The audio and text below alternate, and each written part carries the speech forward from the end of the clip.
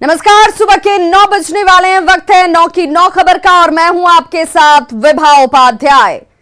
क्या बिहार में नक्सली अपना दायरा बढ़ा रहे हैं? क्या बिहार को नक्सली तबाह करना चाहते हैं? क्या नक्सली बिहार को अशांत करना चाहते हैं? ये सवाल हम इसलिए उठा रहे हैं क्योंकि पिछले 3 दिनों में 2 शहरों में जो तबाही का सामान मिला है उससे यही संकेत मिल रहे हैं। बुधवार को औरंगाबाद में 190 केन बम, 6 सिलेंडर और 20 किलो अमोनियम नाइट्रेट बरामद किया गया है, जिसकी तस्वीर आपके टीवी स्क्रीन पर। और सबसे पहले औरंगाबाद की ही तस्वीर, जहां पर नापाक साजिश को नाकाम कर दिया गया। मंगलवार को ही गया में 10 आईईडी बम की बरामदगी होती है। 6 केन बम और 4 सिलेंडर बम भी यहां से बरामद कर लिए जाते हैं। और बुधवार को करीब 250 डेटोनेटर जंगल से बरामद हुए। और इन सामानों को देखकर आप अंदाजा लगा सकते हैं कि नापाक साजिश कैसे नक्सलियों की तरफ से रची जा रही है। हालांकि सुरक्षा बलों ने इसे वक्त रहते नाकाम कर दिया।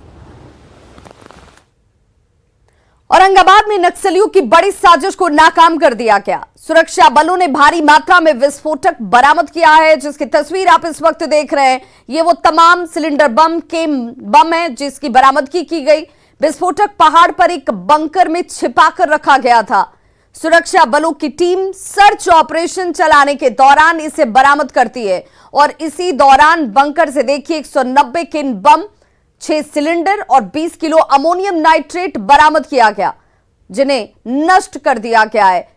लड़ोइया पहाड़ पर सर्च ऑपरेशन के दौरान सुरक्षा बलों को यह बड़ी कामयाबी गुफा में रखे हुए विस्फोटकों की बरामदगी के तौर पर मिली। वहीं गया के छकरबंधा इलाके में करीब 250 डेटोनेटर और प्रेशर आईईडी बम की बरामदगी की गई है। नक्सलियों ने जंगल में गुफा में इसे छिपाकर रखा हुआ था। नक्सली किसी बड़ी साजिश को अंजाम देने की फिराक में थे, लेकिन उससे पहले ही उनकी साजिश को नाकाम कर दिया सुरक्षा बलों ने। सभी डेटोनेटर को डिफ्यूज कर दिया गया है। तो बुधवार को यह बड़ी कामयाबी हाथ लगती है और उससे पहले मंगलवार को भी गया में सुरक्षा बलों ने नक्सलियों की बड़ी साजिश को नाकाम कर दिया था, जिसमें जिले के बाराचट्टी प्रखंड के नागोवार गांव से 400 मीटर दूर घने जंगलों में एसएसबी और सीआरपीएफ ने एक साथ संयुक्त ऑपरेशन चलाया। छापेमारी की जाती है। 10 आईईडी बम इस दौरान बरामद किए गए और 6 केन बम के साथ 4 सिलेंडर बम बरामद हुआ था। बरामद सभी आईईडी 150 से 200 मीटर के दायरे में लगाए गए थे। सभी बमों को एक ही वायर से कनेक्ट किया गया था ताकि ब्लास्ट घातक हो, जबरदस्त हो और नुकसान ज्यादा से ज्यादा हो सके। लेकिन समय रहते बम को सुरक्षा बलों ने जंगल में ही डिफ्यूज कर दिया।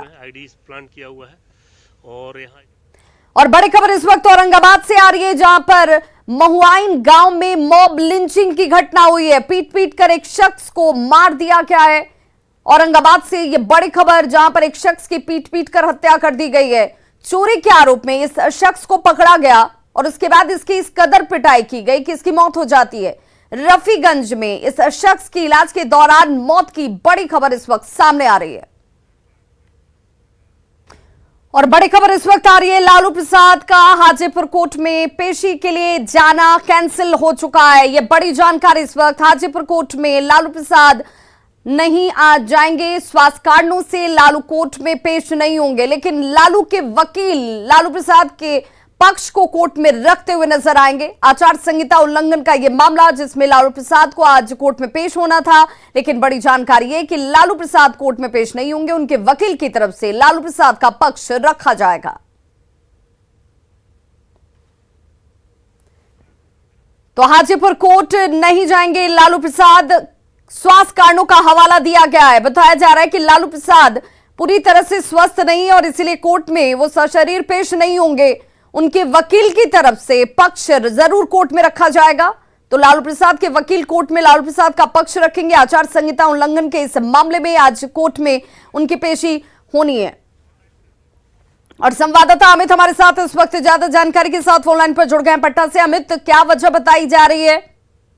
देखिए, जो वजह बताई गई है उसके मुताबिक लालू यादव का स्वास्थ्य कारण बताया गया है कि स्वास्थ्य कारण जो है वो थोड़ा नासाज हो गया। कल दिल्ली से जब वो पटना है और यहाँ पे चूंकि लगातार वो विधायकों से और मंत्रियों से रात में मिले हैं तो वो अस्वस्थ हो गए हैं। थोड़ी उनकी जो तबीयत है वो नासाज हो गई है, बिगड़ गई है और इसी कारण से जो है लालू यादव कोर्ट में प्रोड्यूस नहीं होंगे, पेश नहीं होंगे। बेसिकली उन्हें जाना था हाजीपुर कोर्ट में, चूंकि आचार संहिता उल्लंघन से जुड़ा हुआ मामला है तो इस मामले में उनको पेश होना था। पिछली जो पेशी थी तो वो अमित, अब सवाल ये भी उठता है कि आज उनकी मुलाकात मंत्रियों से भी होनी थी, विधायकों से भी होनी थी, कार्यकर्ताओं से भी होनी थी, तो क्या अब इस स्वास्थ्य कारणों की वजह से वो तमाम चीजों पर भी असर पड़ेगा? लेकिन निश्चित तौर पे चूंकि सुबह से 4-5 विधायकों से मिले और उसी दौरान बैठे बैठे उनकी तबीयत काफी खराब होने लगी। जो ब्रीदिंग का प्रॉब्लम है वो होने लगा, सांस फूलने लगा और उसके बाद वो सीधे आराम करने चले गए। जितने भी विधायक और मंत्री उनसे मिलने आने वाले थे सभी को सूचित कर दिया गया कि आज लालू प्रसाद यादव जो है वो अस्वस्थ है और वो नहीं मिलेंगे। तो कई ऐसे विधायक आए और आकर के वापस चले गए। चूंकि लालू प्रसाद यादव स्वस्थ हो चुके हैं तो जाहिर सी बात है कि वो मिल नहीं सकते हैं और इस कारण से जो प्रोग्राम उनका था, शेड्यूल था, चाहे वो कोर्ट में पेशी का हो या विधायक मंत्रियों से मिलने का, सभी जो है वो रद्द अभी वो कैंसिल कर दिया गया। बहुत बहुत शुक्रिया तमाम जानकारी के लिए। समस्तीपुर से बेहद हैरान करने वाली तस्वीरें सामने आई। 2 अलग अलग वीडियो में 3 युवक हथियार लहराते हुए और फायरिंग करते हुए दिखाई दे रहे हैं। हैरानी की बात यह कि एक हाथ में अंडर बैरल ग्रेनेड लॉन्चर भी नजर आ रहा है। तस्वीरें मुहर्रम के दिन की बताई जाती हैं। तो सिवान में गंडक नदी के बांध टूटने से अफरा तफरी का माहौल है। किसानों की कई एकड़ की फसल पानी में डूबकर बर्बाद हो चुकी है। तस्वीरें देखिए, ये सिवान जिले की तस्वीर है जहां पर किसानों की कई एकड़ की फसल बर्बाद है क्योंकि अब पानी गंडक का बांध टूटने के बाद गांव में और खेतों में फैल चुका है। लकड़ी नवीगंज प्रखंड के लछुआ गांव में गंडक नहर का यह बांध टूटा और बांध टूटते ही पानी का बहाव गांव की तरफ तेजी से होने लगा। सूचना के बाद मौके पर अधिकारी जरूर पहुंचे और बांध की मरम्मत कराई गई। प्रशासन के मुताबिक असामाजिक तत्वों ने बांध को तोड़ा है, जिसे लेकर अब अज्ञात लोगों पर प्राथमिकी दर्ज कर इनकी तलाश की जा रही है। गिरिडीह के सदर प्रखंड में पिंडाटांड के कोरंगो नदी पर बने पुल के 8 पिलर ध्वस्त हो गए, जिससे पुल टूट गया है। पुल के ध्वस्त हो जाने से 3 प्रखंडों के लगभग 200 गांव इससे प्रभावित हो रहे हैं। आपको बताते चलें कि लगभग 30 गांव के लिए यह पुल मुख्य मार्ग है। इसके टूट जाने की वजह से लोगों को अब गिरिडीह पहुंचने के लिए 15 से 20 किलोमीटर अधिक दूरी तय करनी पड़ रही है और ऐसे में परेशान ग्रामीणों ने सरकार से इसके जल्द से जल्द निर्माण की मांग की है। ग्राउंड जीरो से ज्यादा जानकारी दे रहे हैं संवाददाता एजाज अहमद।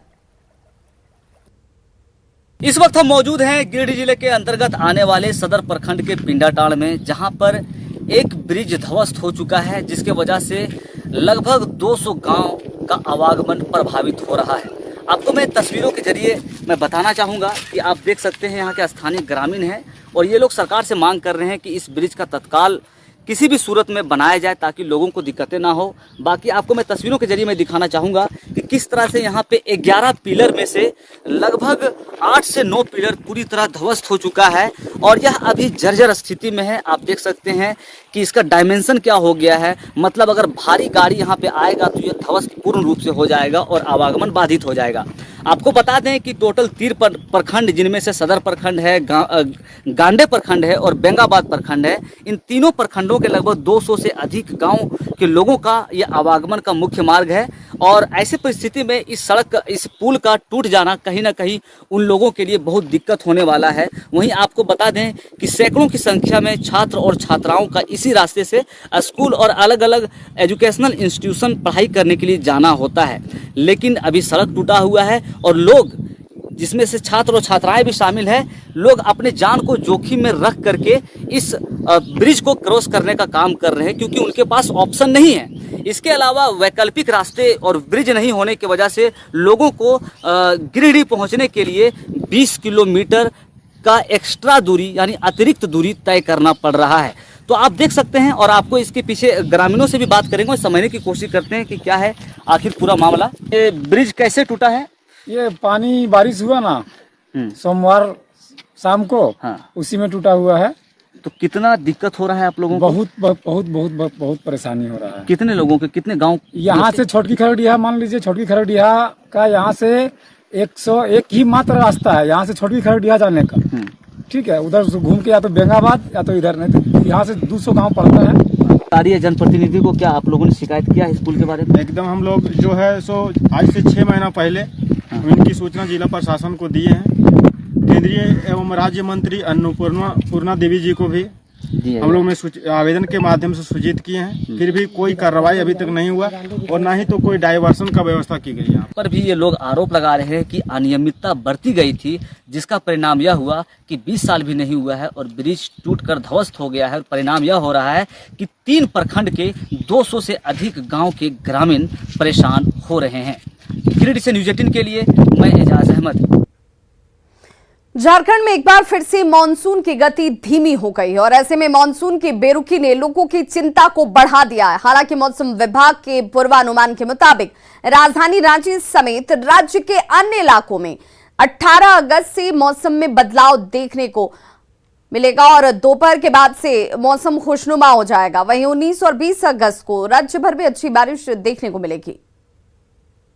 फिर से आपको बदलाव देखने को मिलेगा और खासकर बात करें तो 18 सेकेंड हाफ से, और क्योंकि एक निम्न दबाव का क्षेत्र लो प्रेशर एरिया उत्तरी बंगाल की खाड़ी में बनने वाला है 19 तारीख को, उसके प्रभाव से 18 से ही आपको बदलाव देखने को मिलेगा। और 19-20 में झारखंड में आपको काफ़ी अच्छी बारिश देखने को मिलेगी। आने वाले जो 3-4 दिन रहेंगे 18, 19, 20, 21, इसमें आपको झारखंड में अच्छी बारिश देखने को मिलेगी। और फिर से जो अभी जो 16-17 में जो मौसम शुष्क हो गया है, ड्राई हो गया है, और 18 से तब्दीली देखने को मिलेगी और फिर अच्छी बारिश की हम लोग संभावना जता रहे हैं। कश्मीर के पहलगाम में बस हादसे में शहीद हुए आईटीबीपी के हेड कांस्टेबल अभिराज कुमार का पार्थिव शरीर लखीसराय स्थित उनके पैतृक गांव खेमतरनी पहुंचा। शहीद के अंतिम दर्शन के लिए लोगों की भारी भीड़ उमड़ पड़ी। अपने वीर सपूत को श्रद्धांजलि देने के दौरान लोगों की आंखें नम हो गईं। इस दौरान स्थानीय विधायक ने शहीद के परिवार को हर संभव मदद करने का भरोसा दिया। अरे शहीद सपूत यहाँ के लखीसराय के अभिराज की शहादत को नमन करने के लिए यहाँ एकत्रित हैं, उनको श्रद्धांजलि देने के लिए यहाँ एकत्रित हुए हैं। और निश्चित रूप से ये बहुत दुख की घड़ी है और जब मैं उनके परिवार के दुख को देख रहा हूँ, उनकी विपत्ति जो पहाड़ उन पे टूट पड़ा उनको देख रहा हूँ तो मैं मर्माहत हो जाता हूँ। मैं ईश्वर से यही प्रार्थना करूँगा कि उस वीर सपूत के परिवार को शक्ति दे कि वो इस विपत्ति को झेल सकें। ये एक्सीडेंट हुआ जो कि काफ़ी हाइट से गाड़ी गिरी और उसमें जो है हमारे 7 जवान एक्सीडेंट में वो एक्सपायर हो गए।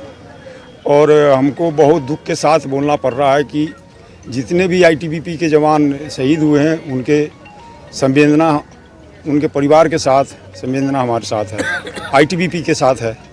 और भगवान करें कि ऐसा घटना और न हो। जैसे हमारे को पता चला वैसे हम जो है यहाँ पर आ गए हैं। ईश्वर से कामना करता हूँ कि निश्चित रूप से उनके परिवार को इतना साहस दें कि इस दुख की घड़ी में वो सहन कर सकें। और इनको परिवार को, चूँकि इतना निरीह गरीब है कि इसके पास घर भी नहीं, जमीन भी नहीं।